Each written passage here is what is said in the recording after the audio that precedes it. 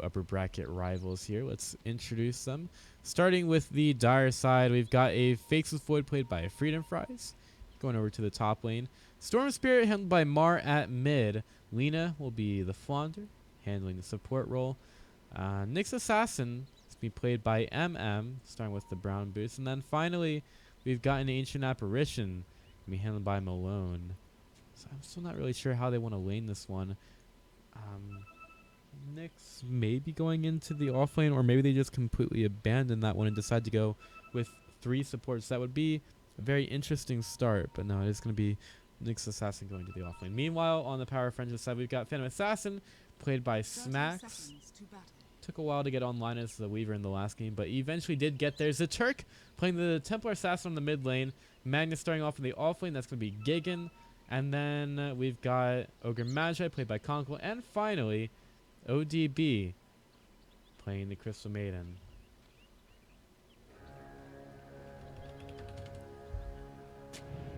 So here we go, game number 2. If Power Friendship win this, they have a spot in the upper bracket final. One step away from the grand final here in the HSL 4. And I don't know if the prize pool has been disclosed yet. I guess there was a discussion about that a while ago, but in any case, here we are into the match. Both mid laners trying to get their blocks off here, and the range creep does get let forward by Mar, meaning that he'll probably get a bit of an advantage here, and he gets the first deny as well. Sideblades picked up by Zaturk, meaning that Flounder can get some pretty good harass here. There's no refraction available, and Flounder's gonna have to be a bit careful. Zaturk just wants to get some last hits here. Doesn't really seem too worried about the harass at this point at all, honestly. Does have, oh, there's another LSA that hits, and Mar continues to do some damage over to Zaturk, who has some regen. Also an Iron Branch. He'll just salve up right now though and go right back forward. Has the refraction available as well.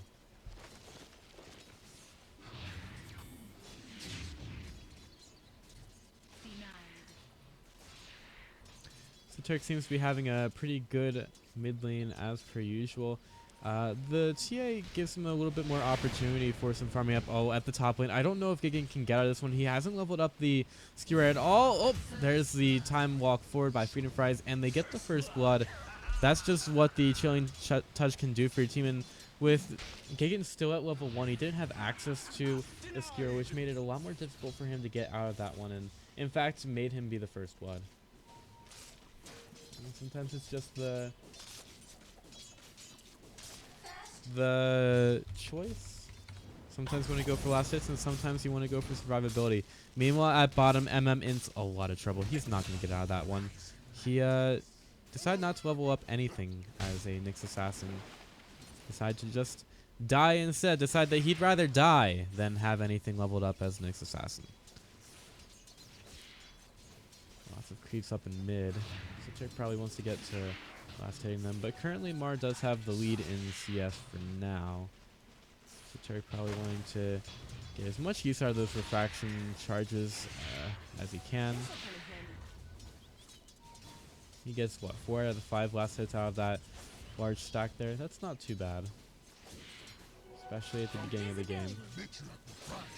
I'm interested to see, like, overall how many last hits are missed at mid now, just because there are so many of them. Be an interesting stat to get. Mar at mid could be under a little bit of pressure soon, as Crystal Maiden has made her way here with the Invis rune. Mar might, yeah, he definitely knows about it. He saw her pick it up at bottom, thanks to his observer word, so he definitely knows about Crystal Maiden being there. He's putting himself in a very safe position right now. The Turk will find it difficult to catch up. Alright, a little bit of damage with the side blades, but he's wasted most of the utility out of that refraction. Mar just backs away, getting the bottle for himself now. So Crystal Maiden just backs away and is now seen going back towards bottom. So Storm Spirit knows that he's not in trouble anymore, but Zaturk manages to get away from the LSA. Still has a lot of damage to give with the refraction charges, but Mar isn't going to fall right now. Oh, wow, nice cancel of the healing salve. Just getting that little bit of the side blade there. A little bit unlucky from the Storm Spirit. Definitely do want to keep that up as much as possible, but just couldn't quite get away from the side blades.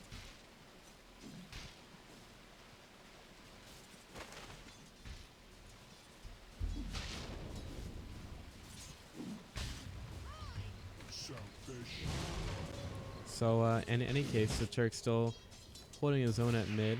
A lot of last hits. Wait, what? I was like, I saw Lena and she's usually in the mid lane. I was like, wait, why does he have so many last hits over the Lena? But now he's got about 11 over the Storm Spirit right now, which is a pretty big lead for him. Storm Spirit does get into the lane now, but by that time the Turk already has a haste rune for himself. So maybe if there's a rotation on the mid, they could make a play for the Storm Spirit before he gets up to level 6, which he is at level 4 right now. Oh, Lena looks to go for the courier, but she doesn't have enough damage against it. And now the haste rune pop gets her away from the LSA. That is one way to avoid the gank.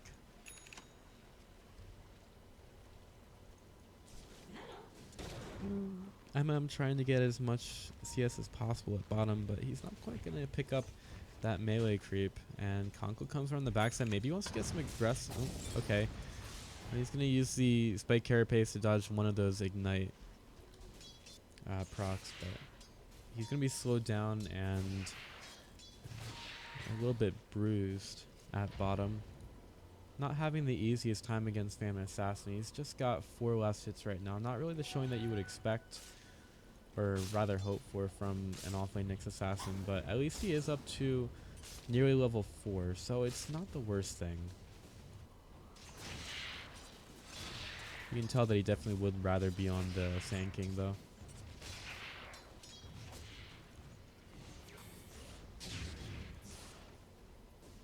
Mars deciding to go for some jungle farm right now, allowing Fonder to get a bit closer to his Laguna Blade. It's so difficult to kill those catapults now. Like, you don't expect them to be as tanky as they are. And clearly they are taking a lot longer to kill now with their buff in terms of health. Turk's doing a great job of last hitting at mid. He's going to be going for power charges first. Usually the choice is, in terms of the first large item, is Blink Dagger or Desolator. Let's see what he decides to go with. Dire's middle tower is under attack. Having a Desolator might work out here. He probably doesn't want to go too far in this situation since he can get stunned out pretty easily.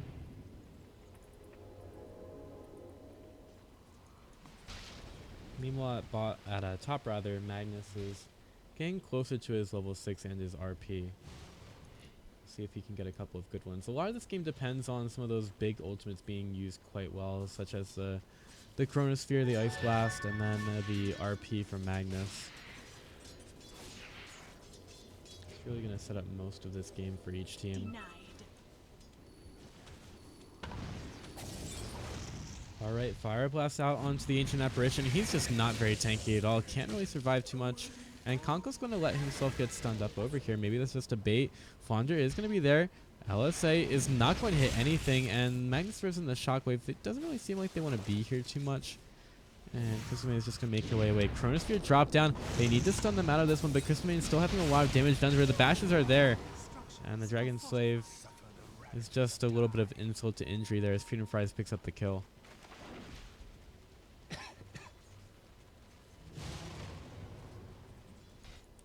Meanwhile at bottom, Smex continues to absolutely dominate the Nyx Assassin up to level 7 up against his level 4. Doesn't really want to have a random crit into Nyx Assassin's Spike Carapace, so that's probably why we don't see as much harass with the daggers onto him right now, but eventually those could build up onto MM.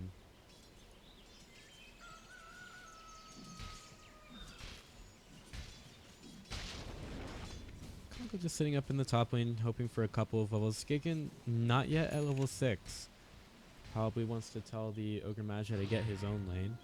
MM going for the rune. He's gonna get the stun out onto Templar 7, which allows him to pick up the haste rune and get on his merry way. Kind of knew it was gonna be a foot race there, but luckily the Nyx Assassin had something on his side to tilt the scales in his favor. As the Turk back on the mid lane, immediately goes into the agility treads and takes care of the entire creep wave. And we are going to have another hardware issue for POF. Seems like that's their issue this entire time.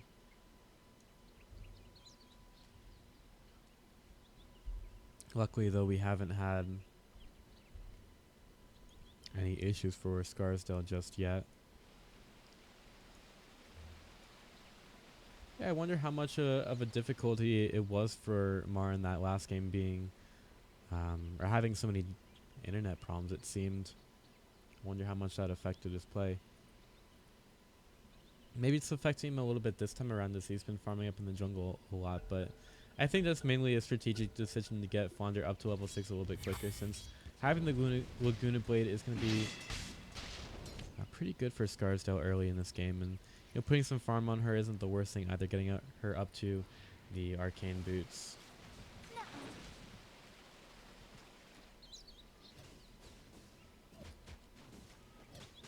ODB trying to be as effective in the jungle as possible right now, farming up with his frostbite. Dire's middle tower is under attack. But the Turk's still happening to be at the top of the last hits for now. And then making his way towards mid. Doesn't have Vendetta just yet. I really don't think they're taking the Turk down anytime soon. Storm Spirit does have the Ball Lightning. And he's up to level 8 right now. One level behind the Turk. Are we going to see a smoke anytime soon? Feels like we're waiting quite a long time. RP is as well for the Magnus. So it wouldn't be a bad time to use a smoke. He's just going to try to maybe get a side pull off with the double stack.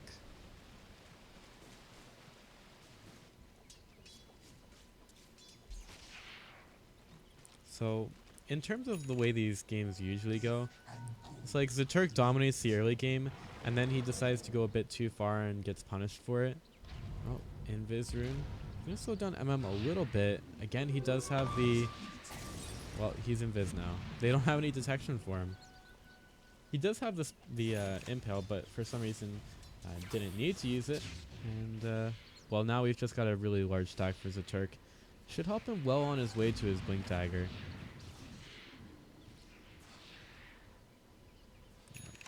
Nice big stack created by the supports here. Would he be doing a really good job inside the jungle with that? Radiant's middle tower is under attack. The Turk's still farming that up pretty well. There's going to be an Ice Blast sent down towards bottom. CS Max is caught out by it. He's not going to be hit by the blast. Sent a little bit too far by the Ancient Apparition. And they missed the stack there on the Ancients, but Turk seems to be getting a little bit tired of this. Are they going to pop the Shrine for him? He's trying to make sure that all those side blades hit so he can kill it a little bit quicker. But he should be getting all of the gold from it, and Blink Dagger should not be too far off for him. I'm just going to keep my eye on the gold a little bit longer. Yeah, he gets up to 1700 gold after that Ancient Camp, so he's only about 500 away from his Blink Dagger.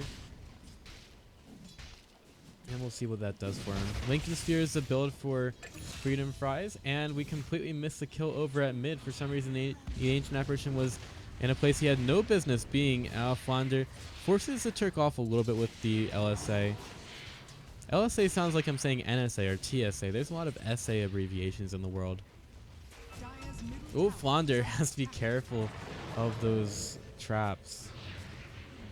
So Turk is just going to sit in the mid lane, and there could be a Chronosphere. Flounder's probably going to die to the Ignite. In fact, he does.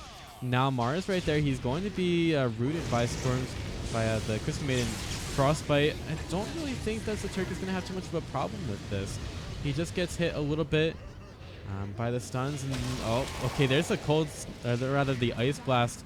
The Cold Snap could, yeah, it does proc on the Turk. He could fall to this one. The Ice Blast, yeah, that's going to pop him. Freedom Fries, though, can he get away from here? Oh, he's getting low. Doesn't have the time walk to get away. Is that, yeah, it is at level 4. Just couldn't quite get it off. And Magnus gets into the fight with a great RP. Not even forcing Smax to get involved here. It wasn't really his time, I guess. He's still pushing at bottom. Trying to get the tier 1 tower down here. He does have his Vlad, so His he's actually going for the huge damage TA or PA build rather. Dire's bottom tower Getting the is under Desolator attack. and the Vlad, so these daggers are going to hurt quite a bit from her. It's kind of an oldish style build, but definitely effective. So basically, whenever anybody shows up to the lane, if they get a dagger crit on them, they are not going to be feeling too good in the morning.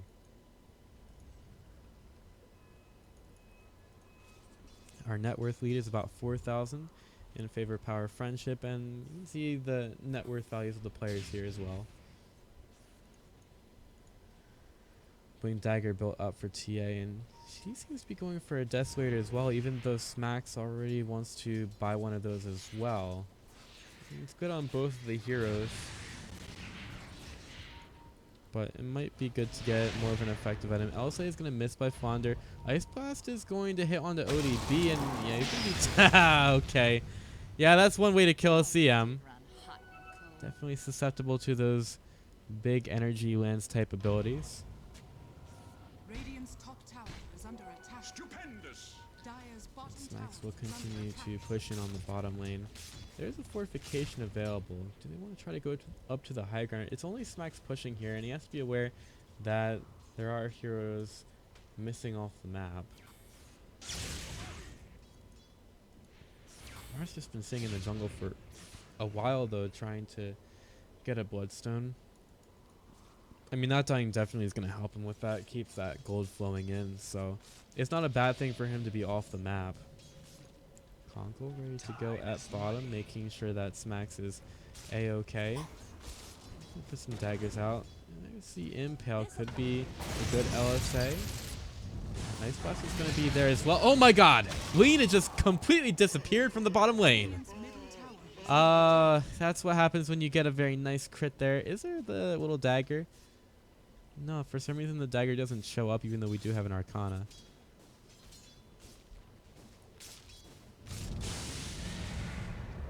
I guess it was just a bit much damage to the Lena, and Vlad's increasing the damage for PA. I didn't even think it was a crit there. Now the Spike Carapace MM goes into the Vendetta. LSA could hit. Fonder could get it right onto Smacks. They're going to go right back in though. Okay, the Faceless Void in the fight. He has a Chronosphere available, but Smacks is walking too fast right now. And while he's going to be seen inside of the Chronosphere right now, does he have enough damage to kill off Conkel? Oh, the Chronosphere ends. He's not going to have the vision of it anymore. Impale up in 3 seconds. He's forced to time walk away from the Templar Assassin, and Conkel TPs away. Brutal, savage, wrecked. And I'll just let the audio samples do the talking there. Dire's top tower is under attack. Let's make sure that we're recording the end of this, just in case the VOD gets muted. Dire's top tower is falling. Usually that's where we're going to come into problems, since I don't actually post the drafts, since it's not very interesting, especially when it's just me doing it on my own. But yes, Max 1100 gold from the Desolator. It's a Turk. He has not actually bought up a component here. Maybe he's going to think about going for something else. Yasha wouldn't be a bad thing.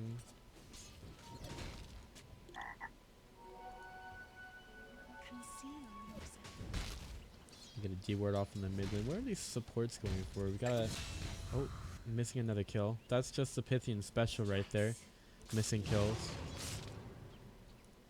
It's been a while since I've done this, honestly. Dire's bottom tower is under attack. Smack's now left alone at bottom once again to keep going on to the tower. This team is very close. The Turk's just saying, if you're not going to hit it, I will. Now the Empower on the Smacks. Bloodlust can't be too far behind. It's really difficult to go against these heroes at all with all these buffs. Now Empower and Bloodlust. This is Smacks. This is a Smacks Phantom Assassin that attacks just so wicked quickly. Dire's bottom tower has fallen. And the mid lane's been pushed in as well thanks to these illusions. So it's a very quick rotation from bottom to mid for Power of Friendship, continuing to keep the net worth lead going their way.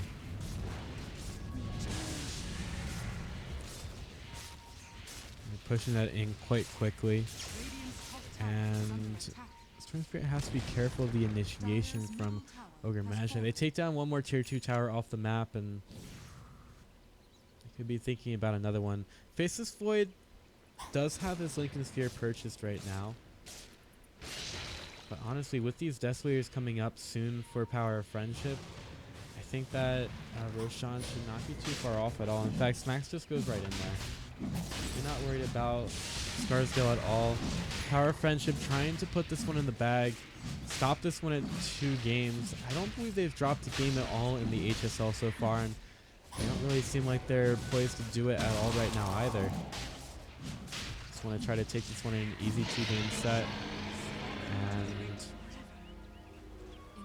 the Aegis gets claimed by Templar Assassins. The Turk will have it once again.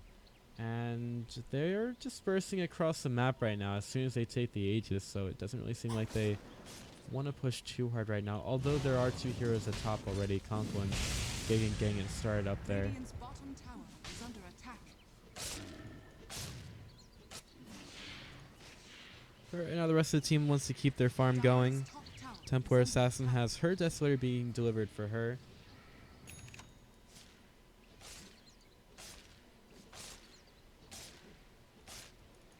Still, this game is completely under the control of Power of Friendship. You see the nearly 10,000 net worth lead, and the XP is about 6,000 at this point. It's, I mean, I wouldn't say it's all over at all for Scarsdale. I think if they can get a good Chronosphere, they've got a lot going for them. Chronosphere still has yet to get to the Bloodstone, but he's not that far off. So it's going to have to come down to a high ground defense for Scarsdale, because it doesn't really seem like they are too intent on defending this top tower. But the damage from Power of Friendship, as long as they're outside the Chronosphere, is going to be pretty huge. Ice Blast only hits onto the creep wave. Power of Friendship might feel good enough to go for a high ground push now. With the Bloodlust and the Empower, they've got a lot of tools in their favor, and Zaturk is the one to go up there with the Aegis. He does have it this time. He's not at half health, and he is a Templar Assassin, a lot less squishy than a Lina from the last match. The trap is set on the high ground. Will we well, they'll put the Sentry Ward down to take it out. Oh my gosh, that dagger on the Malone. Can he actually stay alive here? No. That's going to start it off for Power of Friendship. Mark doing some really good damage to Smacks here, who does not have the Aegis. He's going to go to the backside. Beautiful RP on the 2, though. And there's a freezing field from ODB. He's got the Glimmer Cape going as well. LSA is going to hit and stop him in his tracks. Beautiful triple man impale from Nyx Assassin, but already 2 are dead on the side of Scarsdale High School. Adam's going to get away. Can Freedom Fries even stay alive? Can the tier 3 tower stay up? Power of Friendship will just turn around and go right for that one. And I'm ready to go back in. Here comes a long-range ball lightning from... no, can't even say his name anymore. He's dead. And he's dead for just 11 seconds, having just picked up the Bloodstone. And he loses a lot of charges off of that right off the bat. He is ready to get back in the fight, but she could be stunned right away. But now Nyx Assassin in the middle of no man's land. The Turk doing some huge damage with the Desolator, and he's taking these heroes right out. He can't even stand against Smacks. The Aegis gets hit there, but Zaturk is not really worried about it at all. He's going to get the blink for it on the Malone. Has the slowdown. Can he get enough damage? He needs to get one more. Oh, misses it uphill. And Zaturk gets the Melt Strike. It's going to explode. Taking the refraction away from him, but here comes ODB, and the damage should be there onto the Storm Spirit. Is it going to be enough? That's going to be a second set of Bloodstone charges down. Does have the buyback, and Ball Lightning in right onto Templar Assassin, who will get cleaned up by the Dragon Slave, so they might have taken a full set of racks. Conkle, he's not going to be able to get out of that alive. Double kill for Flaunder, and Scarsdale managed to make somewhat of a stand at top, even though they do lose their full set of racks, but they do get a lot of gold. However, the next time Power of Friendship go for the base, it's going to probably be after taking both the shrines as well, and maybe another Roshan after that. So Scarsdale lose their first set of racks again in this game, but they do show a little bit of power in the base. I think that was just Smacks getting taken down quite low at the beginning of that one. To get a really good crit dagger onto Ancient Apparition to start making him really cautious. Radiant's middle tower has been denied. But still, Gagan will have another RP next time. I mean, it just seems like Power Friendship have way too many tools here, and Zaturk will soon have Hurricane Pike as well. Phantom Assassin. Next item up for business is going to be a Black King bar. Max really just likes to build that up, making sure that he is survivable, and it doesn't hurt to have with the Phantom Assassin. It's a good job by him not to be caught out in the Chronosphere in the last fight, and really did set up some good damage on this side of it as well. Mar needs to make sure he doesn't get caught up at top. Konko's going to be there with the Ignite, but Mar just gets away, and Konko's fine to take out the creep wave. ODB, oh, getting some vision. Storm Spirit, I don't know if he's going to want to try to chase down ODB. The Christmas is quite far forward. Glimmer Cape's away. Or not Glimmer Cape just yet. Does get, okay, so she gets the Glimmer Cape from Konko. Ice Blast is not going to hit. Konko getting the initiation here. Gagan, oh, could be a good Chronosphere, but Gagan already blinks away. And now Smacks on the backside going right for Mar, who does not have a whole lot of mana any longer. Nice Impale onto a few. Magnus wanting to see throw out the RP, not just yet. But here comes the Turk with some huge damage to MM. The vision is not there. Now it is. They're slowing down Freedom Fries a little bit here. Blink Dagger is up in 5 seconds for the Templar Assassin. Can they chase down Freedom Fries? Probably not. They're going to slow him down. Do they use an RP for this one? They do. They got some huge damage onto the Faceless Void, and he's not going to get the chance to time walk out. So Turk could go forward once again. His Blink Dagger up is in 5 seconds, but he might not even need it. Storm Spirit, oh my gosh. Huge damage from the Desolator Side Blades procs, and Mar proving to be the demise of Lina. And they're actually going to call it now. Mar decides that they do not want to play any longer. Power Friendship will secure themselves a spot in the upper bracket final to face the winner of 26-34 versus Canton. And that match will be happening on Sunday night. We'll see if it gets casted at all. I'm not going to be doing that one, but perhaps we're going to have our other casters covering that one. But for now, Power Friendship, they will be awaiting their opponent in the upper bracket final. Scarsdale Maroon drop down into the lower bracket to play the winner of USS Youth versus Groves, which we will be seeing on Sunday night. So thanks for watching, ladies and gentlemen. This has been the HSL Spring Season Playoffs. You just saw Power Friendship take their victory over Scarsdale. And we'll see if we can get any more of the High School Star League to you over the rest of the weekend. So thanks for watching, guys. And as always, cheers.